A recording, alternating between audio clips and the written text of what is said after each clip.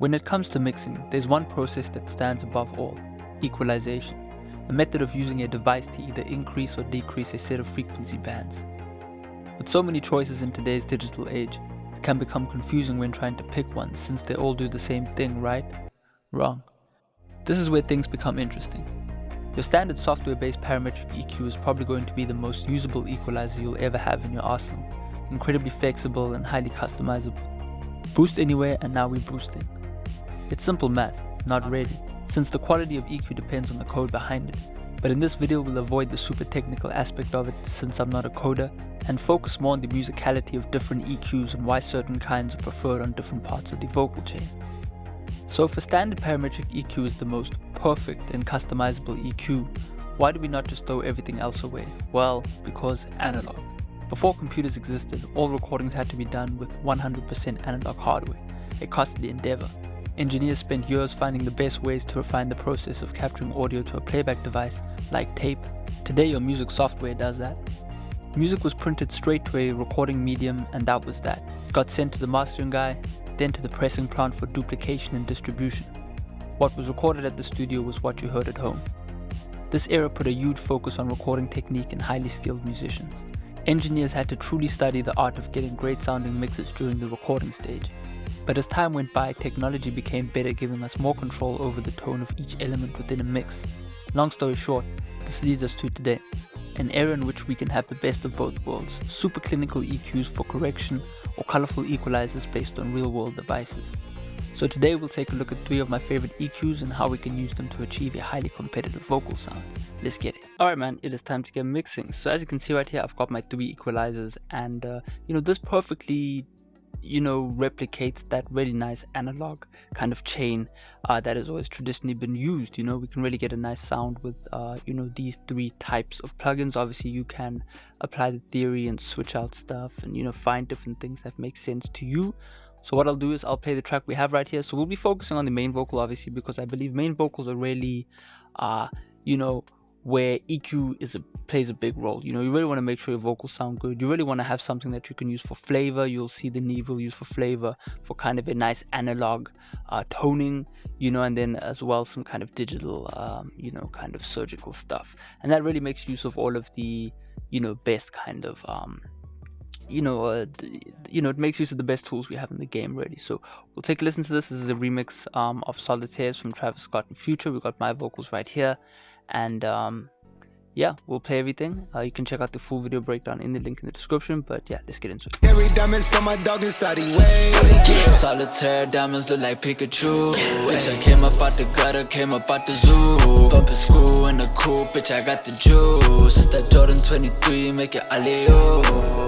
Get the money, then I make it do a backflip. She just said I'm ballin', but really I think I'm average. Fucking up a check, I got rid of my bad habits. Finna bring the trap back, ooh, I think it's magic. Ooh, I think they like me in my new black tee. Taking all this money, got my screws loose.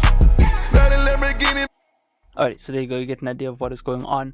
So we'll start off with the NIMH, and we'll kind of work our way forward. So the first thing I like to do when it comes to equalization is kind of find something that is matched up with a line level amp or a line level preamp. As you can see right there, we've got the NIMH kind of line level amp working there, and then we've kind of enabled the EQ section. As you can see with I've kind of can't see it anymore since I've moved it, but I'm speaking through a NIMH, and what I'll do is I'll actually just enable the NIMH EQ, but I won't actually use any of the equalization options. I just simply like to run it through the circuit, and that already is going to give me a certain type of sound. Okay, it's not really going to do much in terms of shifting the sound or anything like that, but it's more so just a flavor addition. It's really going to help saturate our vocals. Saturation has to do with kind of fullness of your vocal sound. So NIMH EQ on the forefront of your vocal sound, so as you can see right after compression, we do a little bit of all we're doing right here in terms of the EQ is just a little slight boost to 12K. That's kind of the natural NIMH thing. It just gives the vocal a bit of sparkle. So that's what I'll generally do for first time equalization or the first round of equalization. It's probably about a dB at 12K, and then we're really benefiting from the NIMH amp just to get some warmth. If you do want a free alternative to NIMH, you can definitely try out the Air Windows Channel 7. I always recommend this, simply because this has a NIMH console emulation on it, and you can also drive it, and it actually changes as you distort it more as you drive it more. So it's actually a really good plugin to test out. It does something very similar to the UAD. So that's really cool. You can also try out the Analog Obsession Transactor, I think it's called. Excuse me. And this will also do something. You can go for the clean transformer, which is kind of going to be more of a Neve sound, and all you want to do is drive the input, meaning turn up the input, and then you can just either reduce or turn up the output, just the gain level match, and you want to make sure that your oversampling is on. So there's some cool free examples for that. It's definitely saturation EQ. That's the first tip. That's kind of gonna give us that color. So after that, man, as you can see, if I was really in a recording studio, right, as I am right now, what I would do is record in the Neve, and then I will mix on the SSL. This is kind of a technique or a method of working that has seemed to be preferred over the years. Many engineers will prefer to track on a Neve, meaning record through a Neve amp and then mix on an SSL. And the advantages of this is, as I said, Neve gives you the color, and then SSL gives you the kind of just really nice workflow. So what we'll do is we'll kind of run through the layout of the SSL, and I'll tell you why I really like it. So the first thing obviously is just I love the way the filters sound on the SSL. So what I'll actually do right now is I'll pull up the SSL on this analysis plugin right here, and we shall just give me 1 second. Okay, now that we have our SSL loaded up, I'll just kind of show you what I will generally do with the SSL, so you can actually graphically see what is going on, since we don't really have a kind of parametric analysis window to kind of show us what we're doing. So generally with the SSL, as I said, I really like the slope on it. So generally I'll go for like 90, 80, 70, 60, whatever, up to maybe like 160 at max, and that's really going to help us clean up our vocal sound. So that's the most important thing, is just to really get rid of all of the gunk below.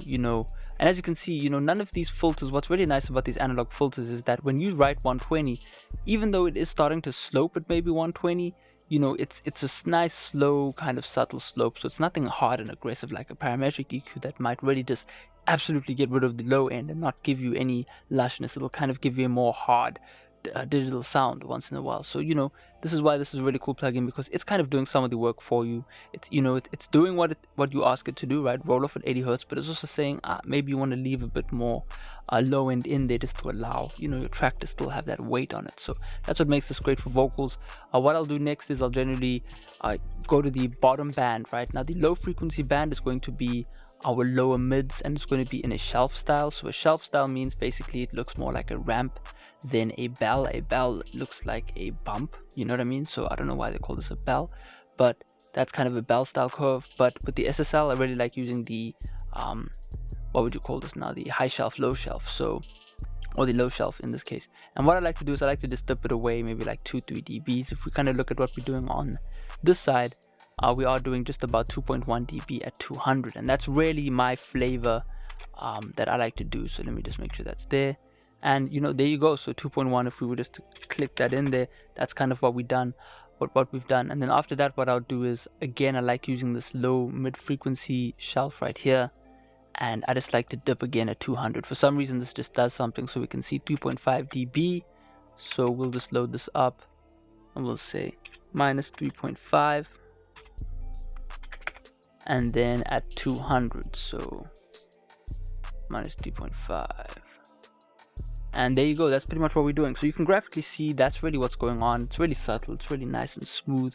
And then on top of that, man, I kind of won't go through everyone, but generally I'll do an 8K boost. Yeah, that's generally what I'm doing. But so I'll do like a dB or 2 boost, and that's really what happens with the EQ. And as you can see, we get the job done when it comes to EQing. We get the bass cut out, right? We don't want any of that extra muffled weight, and then we want to get rid of some of these lower mids right here, and then we want to do a little bit of a subtle boost. You can obviously go a bit more crazy with how you want to boost, but generally that's going to get the job done. So that's what makes the SSL beautiful. It's critical, but it's also not too critical. It's going to be more musical, it's going to be more rounded and full, but still getting you that kind of nice clean sound.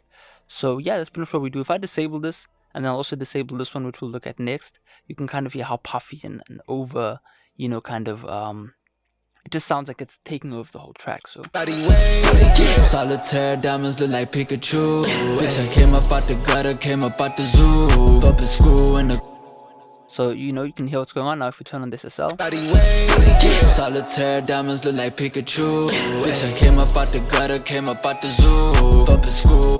As you can see right there, we kind of get 50% of the job done, and then another 50% of the job done with this critical EQ right here, which is the FabFilter Pro Q3, which I think is an amazing plugin. So the reason why I like to use it, let's just make it a bit bigger. I quite like to have it extra large. And the reason why I really like this plugin is because you have 24 selectable bands, so you can actually run through this EQ and equalize 24 times without that much impact on the phase or sound of the track. What makes this company amazing is they have a really good natural phase and linear phase mode, which basically means it's going to make your EQ sound even cleaner with less distortion, because obviously when you affect your vocal, you actually are going to affect the quality of it. From what I understand, the phase shifting of a plugin means that, for example, this might be a bit later now than this over here, or this which is not affected. For example, phase has to do with time, so it kind of shifts out of phase as you move along. As I said, I'm not a coder, so I wouldn't know, but that's kind of what will happen. But what I use it for, right, just mixing music, is I'm going to just EQ stuff out, EQ stuff out, EQ stuff out, and I'm really going to work on the low mids. Alright, again, I'm going to do a nice little shelf right here just to really help the compression and all that kind of stuff. And then I'm going to do a little boost where I need, and then just cut away stuff that I don't like. And, that's really what I'm doing. Don't be afraid to really just get in there and just notch out stuff you don't like. I generally don't go more than 10. I try and record good so that I don't have to worry about that later. But, sometimes, you might have to do quite a bit of notching, and it just sounds better that way sometimes. So, yeah, man, that's pretty much what we're doing. You can also get away with quite a bit of boosting within this kind of digital parametric stuff, because if you've done your de-essing and done everything, you should be left with a nice blank slate to just really work on stuff. So yeah, man, I hope this makes sense. Hopefully you enjoyed the video. Hopefully you learn a bit more about EQ. I can do a bit more of an in-depth video, for example, on the SSL or the NIMH, but for now I think this should cover how you can use equalizers to get better sounding vocals, better sounding instruments, and that kind of thing. So that being said, make sure to smash like and subscribe. I'll check you out next time. Peace out.